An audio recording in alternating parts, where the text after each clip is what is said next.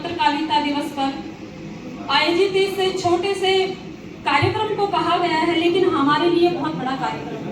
आप सभी की उपस्थिति होती है, मैं बहुत प्रणाम करती हूँ। 4 पंक्तियां मैंने जो लिखी थोड़ी हास्य की होती हैं, तो 4 पंक्तियां पढ़ती हूँ, उसके बाद कुछ अच्छी पंक्तियां होती हैं तो वो भी पढ़ूंगी, सुनिएगा। कभी मैं जीत लाई हूँ, कभी मैं हार लाई हूँ, तुम्हारे एक बुलावे पर मैं अपना प्यार लाई हूँ। मुझे पढ़ना भली भांति तुम्हारे काम आऊंगी, मुझे पढ़ना भली भांति तुम्हारे काम आऊंगी। तुम्हारे दिल की चौखट पर कि मैं अखबार लाई हूँ। और देखिए अखबार लाए हैं, कुछ अखबार पर मुझे लगता है कि आप सभी पत्रकार यहाँ पर उपस्थित हैं। ये कार्यक्रम में मेरा आना हुआ तो कुछ अच्छी पंक्तियां लिखी गई। यदि आप सभी की इस छोटी सी कविता के बाद यदि आपकी तालियां आ जाती हैं तो मुझे लगेगा कि मेरा यहाँ पर आना सफल हुआ, यह कविता लिखनी सफल हुई। सुनिएगा, स्वागत है। कि जुड़ता जब अक्षर से अक्षर बन जाता अखबार है, कि जुड़ता जब अक्षर से अक्षर बन जाता अखबार है, क्रूर समय में बनता ये जनता का पहरेदार है। जो जुल्म और तानाशाही से जो टक्कर लेता है, ये है अड़िग मल्लाह जो नैया लोकतंत्र की खेता है जनतंत्र सुरक्षित इसके हाथों में पतवार है। जुड़ता जब अक्षर से अक्षर बन जाता अखबार है। और पंक्तियां सुनिएगा कि ये तो है आधार देश का, भार बहुत सह जाता है। ये तो है आधार देश का, भार बहुत सह जाता है। लोकतंत्र का चौथा खंबा इसलिए कहलाता है और जन जन के मानस में करता शक्ति का संचार है। जुड़ता जब अक्षर से अक्षर बन जाता बात। देखिए, श्रृंगार की कवित्री होती हूँ मैं। परिचय की 4 पंक्तियां आप सभी के बीच में रखना चाहती हूँ कि मैं क्या हूँ, बस आप सभी के मन तक मैं पहुंचूं, यही प्रयास रहेगा हर पंक्तियों के माध्यम से। यदि आपको लगे कि मनीषा ने कोई पंक्ति आपके दिल तक पहुंचा दी है तो आप सभी की तालियां मैं चाहूंगी। सुनिएगा। सुहानी शाम यूं बीते कि फिर से भोर हो जाए, मेरे गीतों के सावन का महकता दौर हो जाए। मनीषा नाम है मेरा, तुम्हें मदहोश कर दूंगी। मनीषा नाम है मेरा, तुम्हें मदहोश कर दूंगी। तुम्हारी तालियों का अगर जरा सा शोर हो जाए, तुम्हारी तालियों का अगर जरा सा शोर हो जाए। श्रृंगार की कवित्री हूँ, प्रीत के प्रति मान करती हूँ, गीत गजल छंद में कविता को लिखती हूँ। प्रेम मानव स्वास्थ्य की वो संजीवनी बूटी है जो अनंत काल से समस्त सृष्टि को पुनर्जीवित करती चली आ रही है। मैं 4 पंक्तियां उसी अंदाज में कहती हूँ। मैं इधर से उधर ढूंढती हूँ तुझे, साथी जीवन का अब मानती हूँ तुझे। तेरी भक्ति करूं तू मेरा कृष्ण है, तेरी भक्ति करूं तू मेरा कृष्ण है। राधिका की तरह पूजती हूँ तुझे, राधिका की तरह पूजती हूँ तुझे। और प्रेम जब लौकिक सीमाओं को पार कर जब आध्यात्मिकता को स्पर्श करता है तब वह इंसान को देवत्व प्रदान करने में समर्थ होता है। 4 पंक्तियां अपने अंदाज में लेकर आई हूँ, सुनिएगा। नहीं है प्रीत मेरी रीत के, नहीं है प्रीत मेरी रीत युग की नायिका जैसी है। अनुशासित स्वयंभू शांत सुदृढ़ साधिका जैसी। विषय और वासना तज कर जो देखोगे तो पाओगे, विषय और वासना तज कर जो देखोगे तो पाओगे। समर्पण है सिया जैसा तपस्या राधिका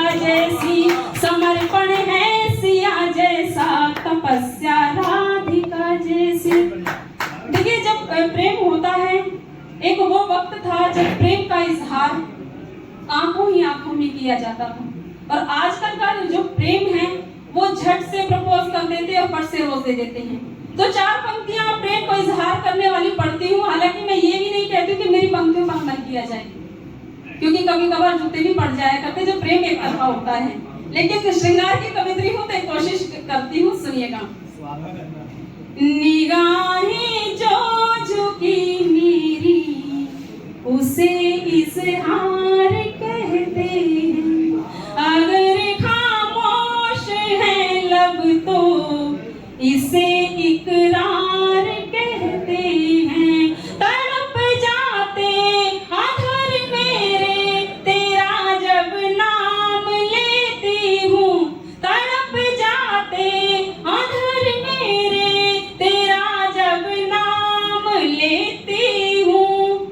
अगर जाओ समझ तुम तो इसे ही प्यार कहते हैं, अगर जाओ समझ तुम तो इसे ही प्यार कहते हैं। और देखिए, जब प्रेम एक तरफा होता है तो कैसा महसूस होता है। मैं नहीं जानती आप अपनी पत्नी या प्रेमिकाओं को क्या समझते हैं, लेकिन उनकी नजरों में आपकी क्या अहमियत है, वो 4 पंक्तियों में प्रेम को परिभाषित करने का प्रयास करती हूँ। सुनिएगा। तुम्हें ही कल समझती थी, तुम्हें ही कल समझती हूँ, मैं उलझी सी पहेली हूँ, तुम्हें ही हल समझती हूँ।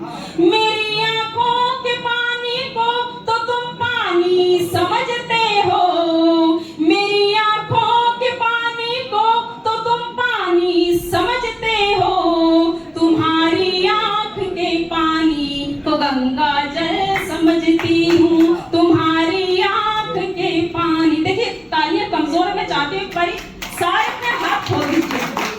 बहुत आभार, आपने मेरी बात का मान रखा।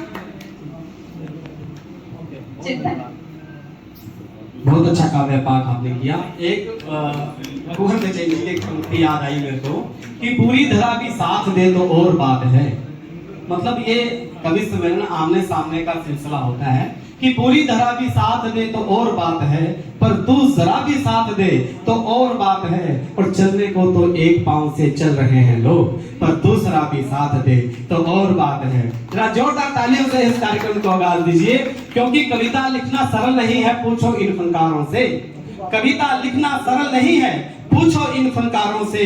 ये सब लोहा काट रहे हैं कागज की तलवारों से, ये सब लोहा काट रहे हैं कागज की तलवार से। हमारे बीच में काव्यश्री जैन बिटिया की उपस्थिति है, जिन्होंने वंदना पढ़ी। मैं 4 पंक्तियां हमारे छोटे भाई पीयूष ने कभी लिखी, तो 4 पंक्तियों के माध्यम से उनको यहाँ बुलाना चाहता हूँ कि हर एक मानव लिए दिल में बड़े अरमान सुनता है, हर एक मानव लिए दिल में बड़े अरमान सुनता है। पुकारे द्रौपदी जब जब तो वो भगवान सुनता है। कभी स्वर कोकिला आशा लता मंगेशकर बनकर ये बेटी बोलती जब है तो हिंदुस्तान सुनता है, तो हिंदुस्तान सुनता है। काव्यश्री जैन और जो पीछे हमारे भाई बंधु बैठे हैं, उनसे निवेदन है कि सब इधर रुख करेंगे तो ज्यादा अच्छा लगेगा। काव्य बिटिया।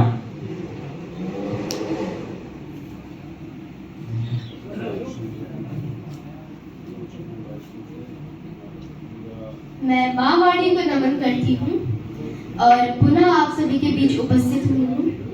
निवेदन की 4 पंक्तियाँ पढ़ती हूँ और वहीं से अपना काव्य पाठ आरंभ करती हूँ। सुनिएगा। गुलशन है गीत गजलों का है छंद की महक, गुलशन है गीत गजलों का है छंद की महक, और मुक्त को मिलाई हूँ मकरंद की महक। कविता में सुनाऊं तो निवेदन है आपसे, कविता में सुनाऊं तो निवेदन है आपसे। उठ जाए तालियों में भी आनंद की महक, उठ जाए तालियों में भी आनंद की महक। मैं अपने परिचय की 4 पंक्तियां पढ़ती हूँ। सुनेगा। काव्य की शान को किसने माना नहीं, बेवजह का मैं गाती तराना नहीं। जिस डगर पर अगर देशभक्ति न हो, जिस शहर में अगर देशभक्ति न हो, उस शहर में मेरा आना जाना नहीं। उस शहर में मेरा आना जाना नहीं। चार पंक्तियाँ और सुनिएगा। शिवालय है नयन में और हृदय में थाम रखा है। मुझे अपना नाम क्यों पसंद है, मैं चार पंक्तियों के माध्यम से बताना चाहती हूँ, सुनिएगा। शिवालय है नयन में और हृदय में थाम रखा है। घने इस प्रेम के आंचल ने मुझको थाम रखा है कि काव्य नाम से पहचानते हैं आप सब मुझको। बड़ी चाहत से मेरी माँ ने मेरा नाम रखा। बड़ी चाहत से मेरी माँ ने मेरा नाम रखा है। बहुत बहुत धन्यवाद।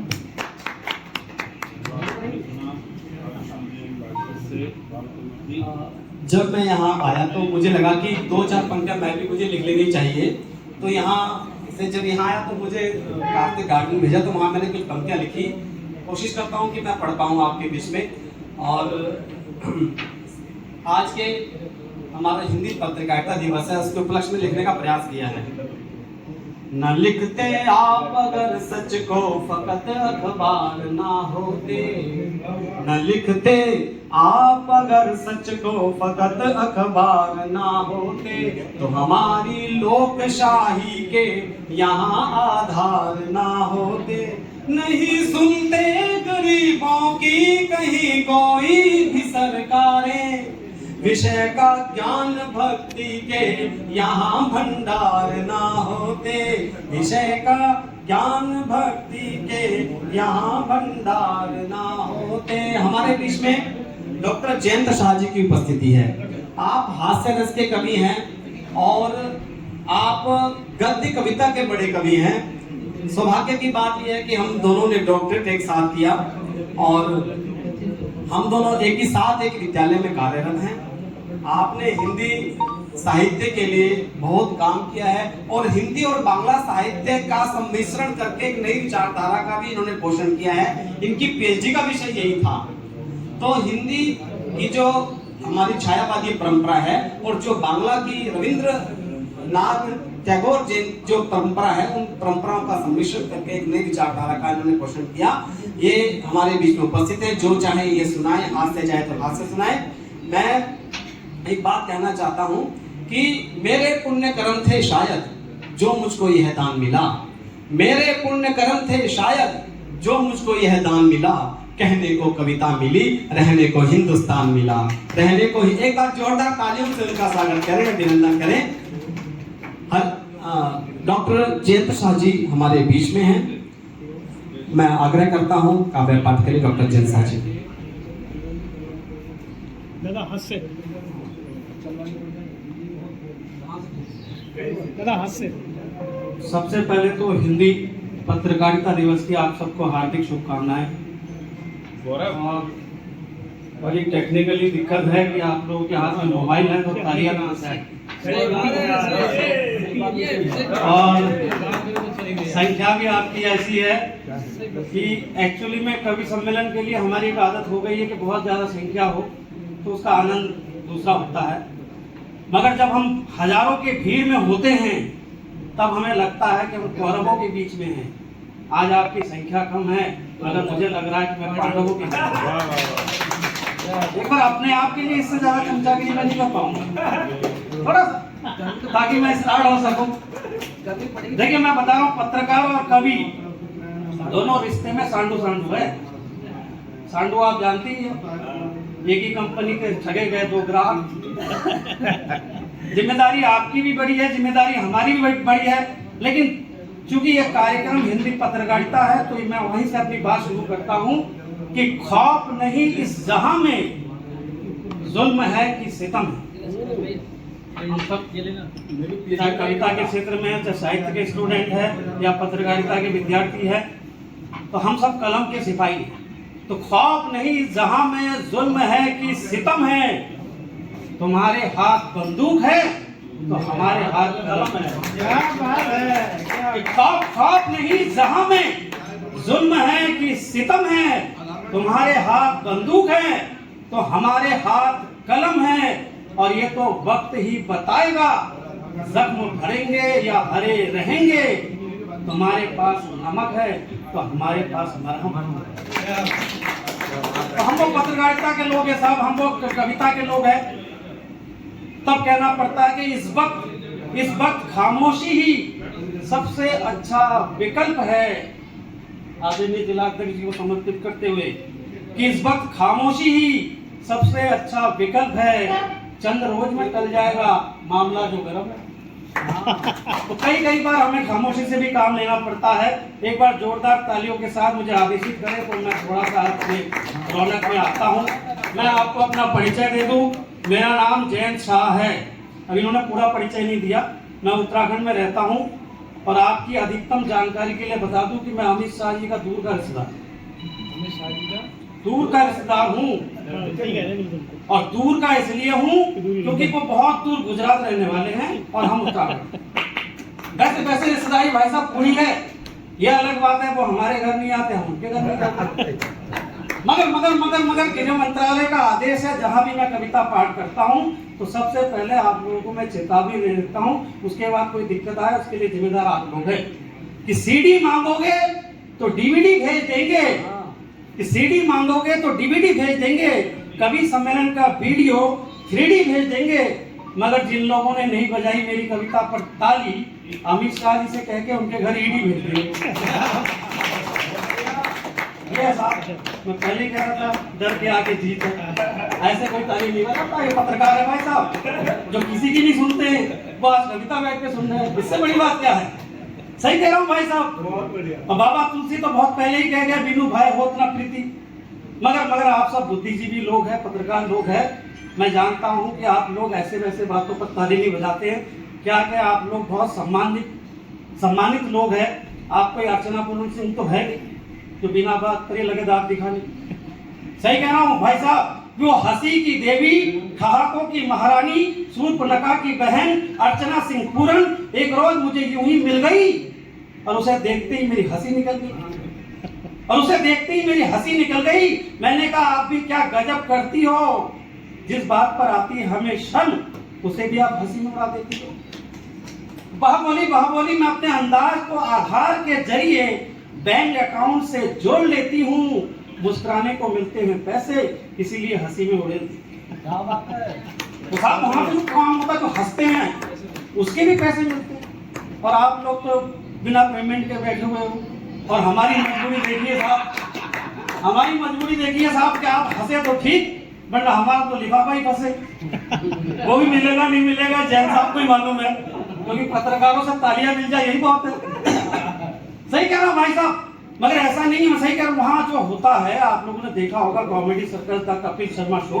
वहाँ क्या होता है दरअसल, वहाँ होती है एडिटिंग, वहाँ होता है स्क्रिप्ट राइटर, फिर वहाँ होती है प्री मैच्योर ऑडियंस की मौजूदगी, तब जाकर के छन कर निकल आती है हंसी। यहाँ तो हम आपके सामने लाइव खड़े हैं, फिर आपके मुस्कुराने में क्या जाता है? क्या किसी गरीब के पेट में लात मारने में मजा आता है? सही कह रहा हूँ भाई साहब। मैं तो हास्य बैंक का कवि हूँ, गीतकार तो हूँ नहीं। जिनकी जैसे गीतें सुना दूं, अभी मनीषा जी ने सुनाया, बहुत अच्छा लगा। दिल्ली से आई और कह रही थी कि 52 डिग्री सेल्सियस से निकल कर आई, उनको तो ये गदरपुर नैनीताल लग रहा है। मैंने कहा दिक्कत नहीं, कई लोग तैयार बैठे हैं आपके नाम की रजिस्ट्री करवा देंगे गदरपुर के लोग, पत्रकार लोग। एक बार जोरदार तालियां बजाइए, बहुत सुंदर उन्होंने काव्य। इतने कम श्रोताओं में कॉन्फिडेंस कई बार लूज हो जाता है, मगर उसके बावजूद भी काव्य अभिज्ञान ने भी अच्छा काव्य पाठ किया। मैं ज्यादा देर आपके बीच नहीं रहूंगा, जैसे ये सब लोग शहीद हो गए मैं भी शहीद हो जाऊंगा। आइए, मैं हास्य बैंक का कवि हूँ। अगर हास्य बैंक का कवि प्यार मोहब्बत की बात करें तो क्या हो जाता है जैन साहब? एक चित्र देखना कि वैलेंटाइन पर किसी लड़की को देकर उपहार कुछ इस तरह से किया मैंने प्यार का इजहार। ओ मेरी गूगल की खोज, एफबी पर नित्य नित्य बदलती पोज। जब से सर्च किया है मैंने तुम्हारा प्रोफाइल, मेरा दिल वाइब्रेशन में आ गया जैसे कि मोबाइल। मेरा मेरा मेरा दिल वाइब्रेशन में आ गया जैसे कि मोबाइल। और प्यार के वायरस अचानक शिवसेना की तरह बगावत पे उतारू हो गए हैं। तुम अब जितनी बार भी दबा लो नोटा, ईवीएम के अकॉर्डिंग अगले 5 साल तक हम तुम्हारे होंगे। तो साहब हम हास्य कहेंगे कभी है साहब, हम तो इतना वो गीतकार जैसा गीत तो लिख नहीं पाएंगे कि 100 साल पहले मुझे तुझसे प्यार था, आज भी है और कल भी रहेगा। इतनी लंबी गारंटी तो मोदी जी की भी नहीं है, तो हम कहां से दे दें? सही कह रहा भाई साहब, हम तो कॉमेडियन वाले हैं और किशोर दा के भगत है जो उन्होंने बहुत पहले ही उनका स्लोगन था कि पल भर के लिए कोई हमें प्यार करे झूठा ही सही। तो ऐसा नहीं साहब, इसलिए हम हास्य कभी लव मैरिज होती नहीं है, हमारी होती है अरेंज मैरिज। धड़ पकड़ करके फंसाई जाती है, पूरे मोहल्ला मिल करके, पूरा परिवार मिल करके हमारी जा करके धड़ पकड़ में शादी होगी। मजाक में हो गई। मगर ये भाई साहब तो ऐसे मुस्कुरा रहे जैसे मैं इन्हीं की आत्मकथा सुना रहा हूं। तो ऐसे करके हमारी भी शादी हो गई। अब हमें क्या मालूम था भाई साहब कि लव मैरिज में आदमी अपनी ही प्रेमिका से शादी करता है और अरेंज मैरिज में दूसरों की। बात समझ में आ जाता है? बताइए। सही कह रहा हूँ भाई साहब, शादी की पहली रात को ही मैंने अपनी श्रीमती से कहा, जैसा कि आप सब जानते हैं कवि के जीवन में है क्या, कल्पना, साधना, आराधना, यही है। तो शादी की रात को ही मैंने अपने श्रीमती से कहा कि तुम मेरी कल्पना हो, तुम मेरी साधना हो, तुम मेरी आराधना हो, तुम मेरी पूजा हो, तुम मेरी आरती हो। इतना ही कहा था भाई साहब। तो श्रीमती जी चालू हो गई, तुम मेरे मुकेश हो, तुम मेरे रमेश हो, तुम मेरे सुरेंद्र हो, तुम मेरे बलविंदर हो। एक बार हंसी की रफ्तार को बढ़ाइए। तुम मेरे प्रकाश हो, तुम मेरे विकास हो। मैंने कहा यार ये प्रकाश तक मामला तो ठीक है, मगर ये विकास तुम्हें कहाँ मिल गया? विकास को पिछले 75 साल से इस देश में पैदा होने की कोशिश की। अब सब सटायर तक पहुंचना, कोई भी हास्य कविता, कोई हास्य कवि जब हंसाते हुए आपको गंभीर मुद्दे तक ले जाए तब आप सबका आशीर्वाद चाहिए। कि शहर के किसी चौराहे पर विकास एक दिन पकड़ा गया, ट्रैफिक मैन के हाथों बुरी तरह जकड़ा गया। ट्रैफिक हवलदार ने मूंछों पर ताव देते हुए कहा, जब तक है इस नाके पर मेरी ड्यूटी कोई भी नाबालिग चला नहीं सकता स्कूटी। जब तक इस नाके पर मेरी ड्यूटी कोई भी नाबालिग चला नहीं सकता स्कूटी। धन्यवाद। किसी वरिष्ठ पत्रकार के हाथों वरिष्ठ माला पहनने का सौभाग्य मुझे मिला और मुझे अपने 20-25 साल पुरानी बात भी याद आ गई। माला एक बार पहले भी पहनी थी, उसके बाद से पहन ही रहा हूं।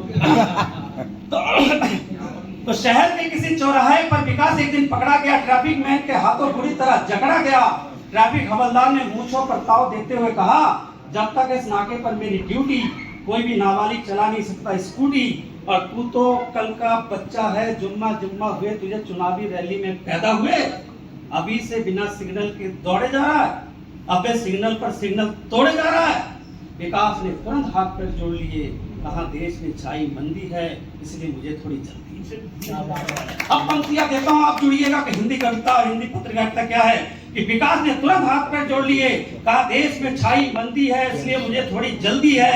वैसे मुझे जाना है दूर गांव तक, बरगद के पेड़ और पीपल की छांव, बरगद के पेड़ और पीपल की छांव तक मेरी राह ताक रहे हैं बच्चे, बूढ़े और जवान। मेरे लिए पलके बिछाए हैं इस देश के किसान। ट्रैफिक हवलदार ने तुरंत अपना गियर बदला, चालान की रसीद बुक दिखाते हुए बोला, बात तेरी सच्ची है, मगर क्या करे, जब तक है इस देश में भ्रष्टाचार और जमाखोरी, तुझे भी चुकानी पड़ेगी हर चौराहे पर अपनी हिस्सेदारी। तुझे भी चुकानी पड़ेगी हर चौराहे पर अपनी हिस्सेदारी। वैसे तू मासूम है। और एकदम कविता की अंतिम पंक्ति, जैसे आप लोगों ने शुरुआत की थी वैसे ही मुझे विदा करना। एकदम अंतिम पंक्ति जहां पर पर्दा गिरता है, ट्रैफिक हवलदार ने कहा कि वैसे तो तू मासूम बहुत है, ज्यादा बोलेगा तो कल के अखबार में छप जाएगा। अबे सरकारी फाइल में पैदा हुआ है, सरकारी फाइल में ही दब जाएगा। बहुत बढ़िया। आपकी इस कविता को सुनकर 4 पंक्तियां एक जन कवि की याद आई कि रूखी सूखी खाकर आधे पेट पर जिंदा रहा, रूखी सूखी खाकर आधे पेट पर जिंदा रहा, जिंदगी के रहम पर वो उम्र भर जिंदा रहा, जिंदगी जीने की भी आदाब होते हैं हुजूर, मर गया एक शान से एक रेंग कर जिंदा रहा, मर गया एक शान से एक रेंग कर। एक बार जोरदार तालियां डॉक्टर जैन शाह जी के लिए। और आगे का कार्यक्रम जैन साहब 4 पंक्ति में पढ़ना चाहूँ। अरे हाँ, अजय जी हमारे मित्र हैं, हमारे साथी हैं, मेरे क्लासमेट हैं जी।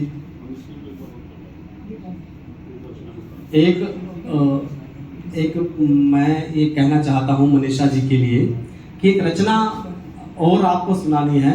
मैं 4 पंक्तियों के माध्यम से पुनः उनको आमंत्रित करना चाहता हूँ कि ये सोचकर मैं उम्र की ऊंचाइयां चढ़ा। श्रृंगार रस की एक बहुत शानदार पंक्तियां हैं हमारे कुल के एक बड़े कवि कि ये सोचकर मैं उम्र की ऊंचाइयां चढ़ा, शायद यहाँ शायद यहाँ शायद यहाँ है तू, कई जन्मों से तुझे ढूंढ रहा हूँ, शायद कहाँ जाने कहाँ है तू। जल्दी से मनीषा जी आए और अपना एक रचना के लिए आग्रह हुआ है मंच से रचना सुनाएं।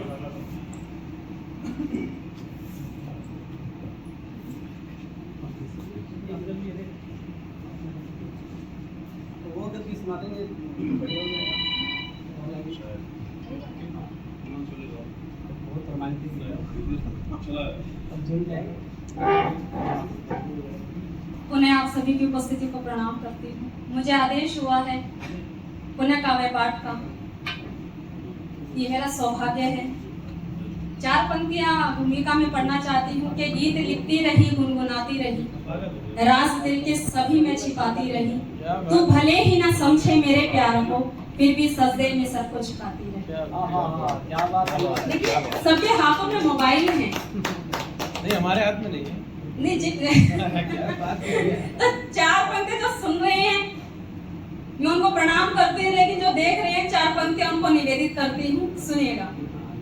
जो रहती है पैरों की पायल कर दूंगी, तेरी नजर से तुझको घायल कर दूंगी, कंट्रोल नहीं तेरा अपनी ही नजरों पर, देखने वाले तुझको पागल कर दूंगी, देखने वाले तुझको पागल कर दूंगी। अब देखिए यदि आप गीत सुनना चाहते हैं, बहुत अगर जैन साहब का आदेश हुआ है, वो नया गीत होता है।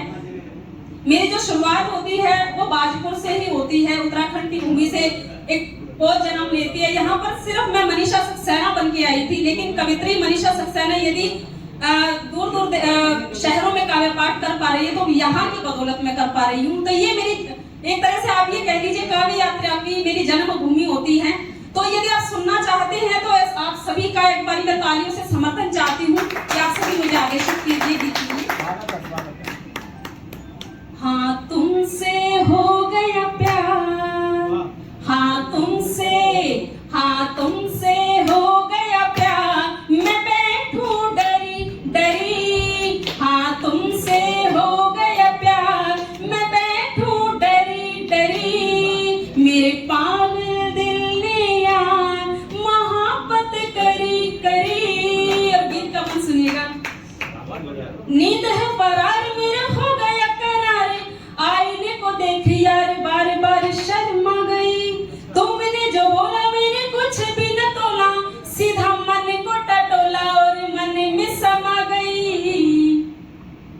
आंखों में सपने हजार, आंखों में सपने हजार, उमंगे भरी भरी, हाँ तुमसे हो गया प्यार, मैं बैठूं डरी डरी। और गीत का बन सुनिएगा।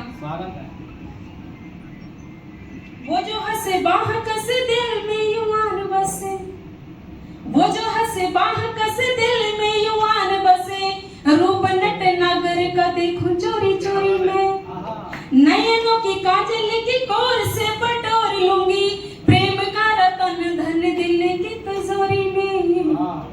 वो मेरा राजकुमार, वो मेरा राजकुमार, मैं उसकी परी परी,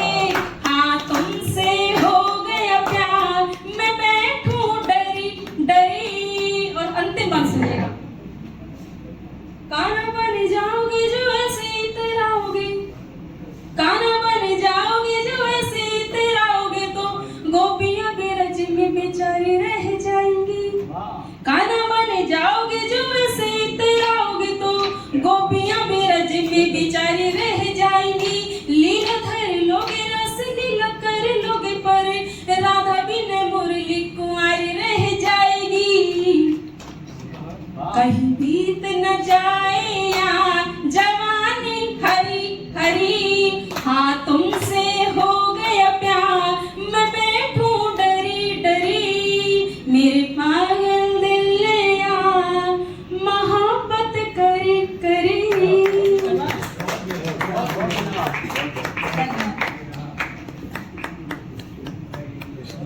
ये गीत इन्होंने पहली बार पढ़ा है आज, और क्योंकि आप बड़ी मात्रा में पत्रकार लोग बैठे तो मैंने कहा हिम्मत कर लो ये वाला गीत यहाँ पढ़ लो। खैर इन्होंने डरी डरी होकर ये गीत पढ़ा, और पहली बार पढ़ा तो पहली बार कोई भी कविता पढ़ी जाएगी। जैसे मैंने पहली बार अभी लिखी थी वो पढ़ी थी तो मैंने भी डर के ही पढ़ी थी। तो ये डरी डरी सी सहमी सी एक लड़की हमारे बाजपुर में आई थी 7-8 साल पहले, और इन्होंने वहाँ से शुरुआत की बाजपुर से, और आज पूरे देश भर में अपनी कविता के लिए जानी जाती हैं। डॉक्टर जयंत शाह जी, काव्यश्री, मनसा सक्सेना, ये तीनों लोग अपने बाजपुर का रुद्र नाम लेकर पूरे देश में जाते हैं। काव्या बाजपुर का नाम लेकर पूरे देश में जाती हैं। मनीषा भी इसी परंपरा की कवित्री हैं। तो मैं बड़ा आभारी हूँ इन सबका कि इन्होंने मेरे दिल को हाँ बेटे की इच्छा तो होती तो खड़ी हुई थी, रोक थोड़ी रहा था।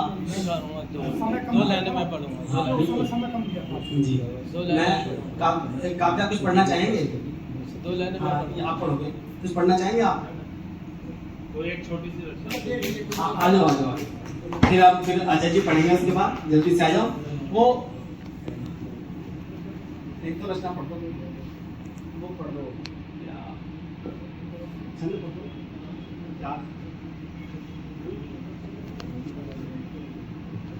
मैं पुनः आप सभी के बीच उपस्थित हूँ और एक छंद पढ़ना चाहती हूँ, सुनिएगा। त्याग घर की देहरी चल देते सीमा पार, सूना अंगना ये गलियार छोड़ जाते हैं। त्याग घर की देहरी चल देते सीमा पार, सूना अंगना ये गलियार छोड़ जाते हैं। जिम्मेदारियों का बोझ मेहंदी वाले हाथों सौंप, कांपते लबों की ये पुकार छोड़ जाते हैं। मैया का दुलार छोड़, बाबा का ये प्यार छोड़, बहना की राखी अधिकार छोड़ जाते हैं। मैया का दुलार छोड़, बाबा का ये प्यार छोड़, बहना की राखी अधिकार छोड़ जाते हैं। जीत का तिरंगा फहरा देते हैं वे सीमा पार, दुश्मनों के हिस्से में अंगार छोड़ जाते हैं। जीत का तिरंगा फहरा देते हैं वे सीमा पार, दुश्मनों के हिस्से में अंगार छोड़ जाते हैं।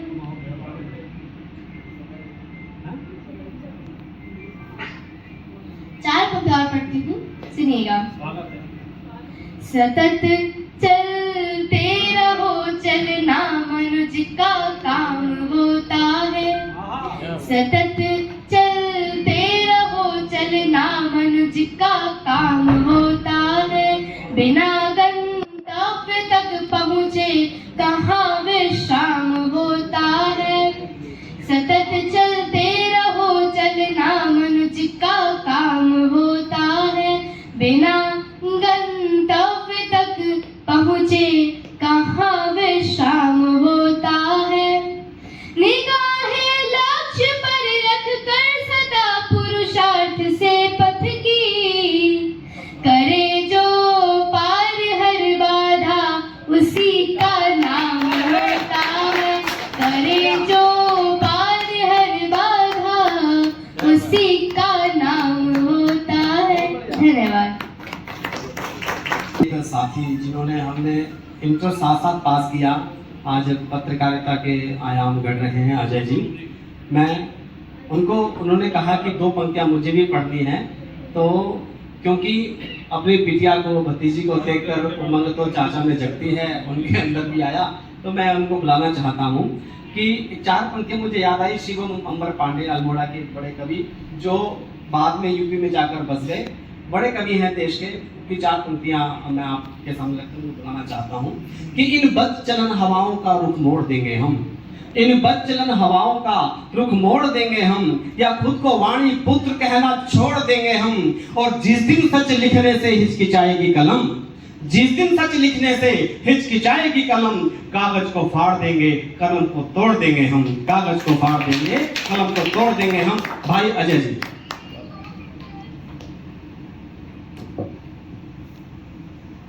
मंच के माध्यम से मैं आज अपने प्रिय मित्र जैन साहब को हार्दिक बधाई देना चाहता हूं, जिन्होंने अपनी छोटी सी सुपुत्री को कवि बनाया और आज हमारे बाजपुर क्षेत्र का नाम रोशन किया।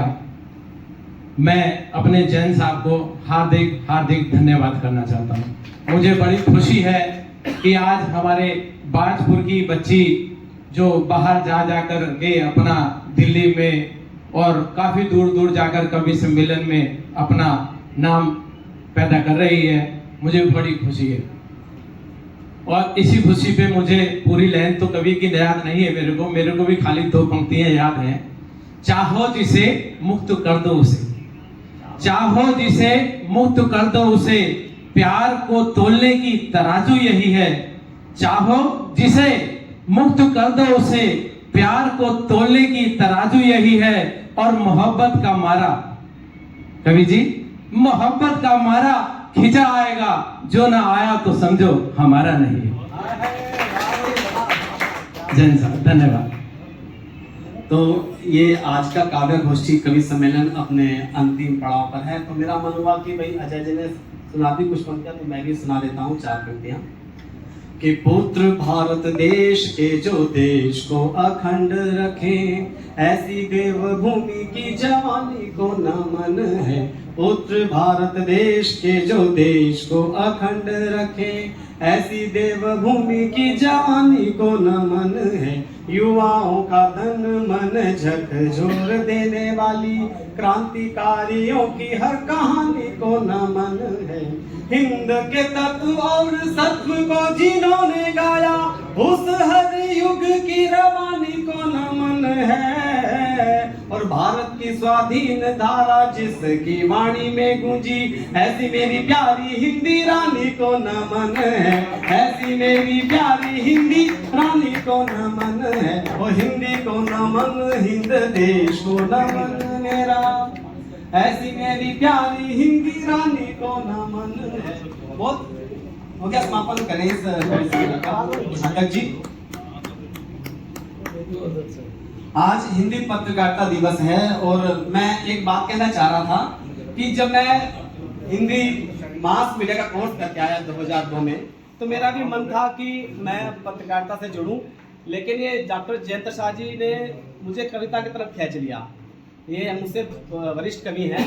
उसके बाद कविता के लिए हम लोग काम करते रहे और पत्रकारिता का जो अनुभव था, जो मैंने पत्रकारिता डिग्री की, उसका जो अनुभव था, मुझे बहुत बड़ा अनुभव मुझे कविता के क्षेत्र में मिला।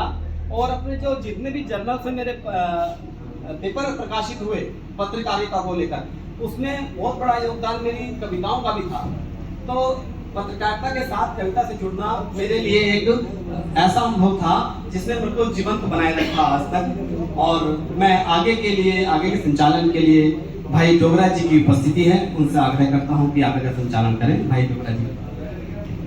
धन्यवाद। मैं समझता हूं कि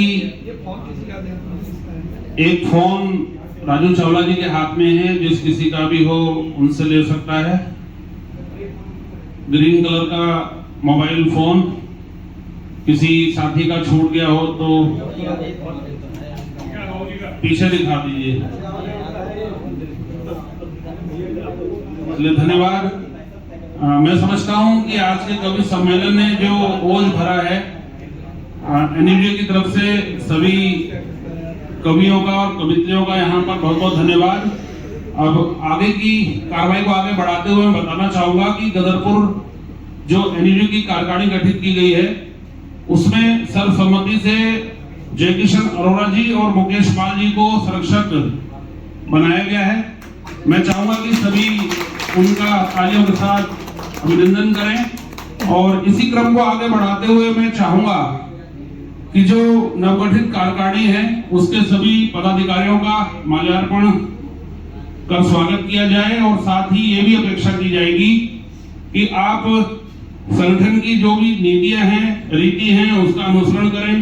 पत्रकारिता के मापदंड पर खरा उतरने के लिए आपको अपनी लेखनी को एक मजबूत ढाल के रूप में इस्तेमाल करना है, ना कि उसे किसी घातक हथियार की तरह इस्तेमाल करना है। मैं यही कहना चाहूंगा कि हिंदी पत्रकारिता दिवस पर सभी पत्रकार साथियों से यही अनुरोध है कि आप अपनी लेखनी को समाज हित में लगाएं, ताकि हम जिस पत्रकारिता के चौथे स्तंभ के रूप में जाने जाते हैं हम अपनी सार्थकता को साबित करें।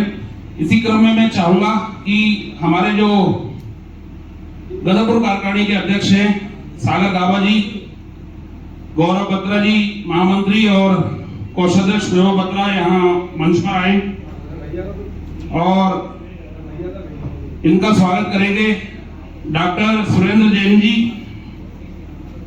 डॉक्टर जयंत शाह जी और चाहूंगा कि डीएन शर्मा जी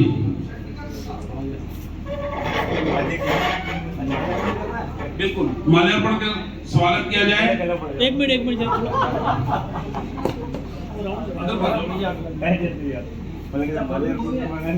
फोटो लो यार, ये फोटो लो, एक चारों फोटो साथ आ जाए। इधर देखें जरा, इधर देखें, इधर देखें। गदरपुर कार्यकारिणी के सभी जो हमारे साथी हैं, मैं चाहूंगा कि वो अपनी जो कार्यकारिणी का विस्तार करें। वैभव बत्रा जी का भी स्वागत करेंगे, डॉक्टर जयंत शाह जी।